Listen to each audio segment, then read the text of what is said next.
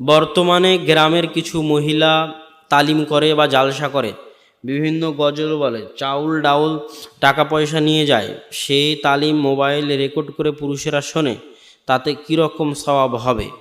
আজীব প্রশ্ন। প্রথম কথা হচ্ছে, মেয়েরা জালসা করার জন্য, তালিম করার জন্য এক জেলা থেকে আর এক জেলা সফর করতে পারবে না। আয়েশা রাদিয়াল্লাহু তাআলা আনহা কোনোদিন দাওয়াত দেওয়ার জন্য সফর করেছেন, এর প্রমাণ ইসলামের ইতিহাসে নাই।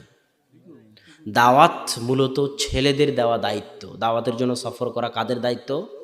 ছেলেদের দায়িত্ব। দ্বিতীয় কথা, গ্রামের মেয়ে গ্রামের বাড়িতে তালিম করবে, কিছু দিনের কথা বলবে, কোনো সমস্যা নেই, করতে পারে। তবে শর্ত হচ্ছে, এই যে উল্টাপাল্টা গজল, শিরকি গজল, বেদাতি গজল, জয়ীফ হাদিস, এগুলো থেকে বেঁচে থাকতে হবে। আবার সেই তালিম রেকর্ড করে পুরুষেরা শুনবে, এটারও কোনো সুযোগ নেই, এটাও চলবে না। হয়তো অনেকেই বলবেন যে আয়েশা রাদিয়াল্লাহু তাআলা আনহার নিকট থেকে সাহাবীরা হাদিস শুনতেন, সেটাকে আপনি কি বলবেন? অবশ্যই সাহাবীরা হাদিস শুনতেন। এখন যদি ইলমের ওই রকম কমতি দেখা যায়, যে এমন প্রশ্ন, যে প্রশ্ন আমাদের সমাজে এমন একজন জ্ঞানী মহিলা আছে, এমন একজন মুহাদ্দিসা আছে, এমন একজন মুফাসসিরা আছে, যেই প্রশ্নের উত্তর না আব্দুল্লাহ ভাই দিতে পারবে, না আর কোনো বড় পুরুষ আলেম দিতে পারবে, ওই মহিলার কাছেই যাওয়া লাগবে, না হলে হবে না। সেটা আলাদা। যখন দিন নেওয়ার জন্য পুরুষদের রাস্তা খোলা আছে, তখন কোনো প্রয়োজন নেই। তখন মেয়েরা শুধু মেয়েদের মধ্যেই দিনের দাওয়াত দিবে, স্থানীয়ভাবে এবং কোরআন ও সহিহ হাদিস অনুযায়ী। তওবার সঠিক নিয়ম কোনটি? ফরজ সালাত আদায় করার পর ইস্তেগফার বললেই কি তওবা? না না না, শুধু আস্তাগফিরুল্লাহ বললে তওবা হয় না। তওবা আলাদা জিনিস। তওবার কয়েকটা শর্ত আছে। আস্তাগফিরুল্লাহ আল্লাযী লা ইলাহা ইল্লা হুয়াল হাইয়ুল কাইয়্যুম তো সবসময় বলবেন, এর জন্য আল্লাহ সাগীরা গুনাহ মাফ করতে থাকবে।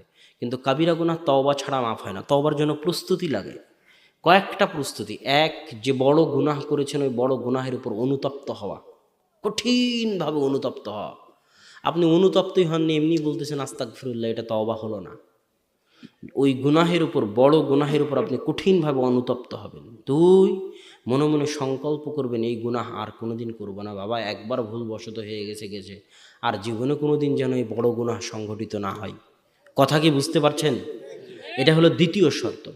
তৃতীয় শর্ত, যখন অনুতপ্ত চলে এসেছে, অনেক বড় গুনাহ করে ফেলেছেন, মাথা ঘুরতেছে, কি করবেন খুঁজে পাচ্ছেন না, এই মর্মে সংকল্প করলেন, একবার ভুল হয়ে গেছে, আর যেন না হয়।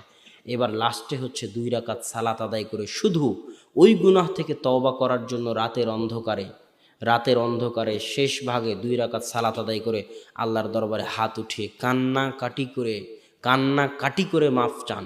এমনভাবে হাউমাউ করে কাঁদুন যেন আপনার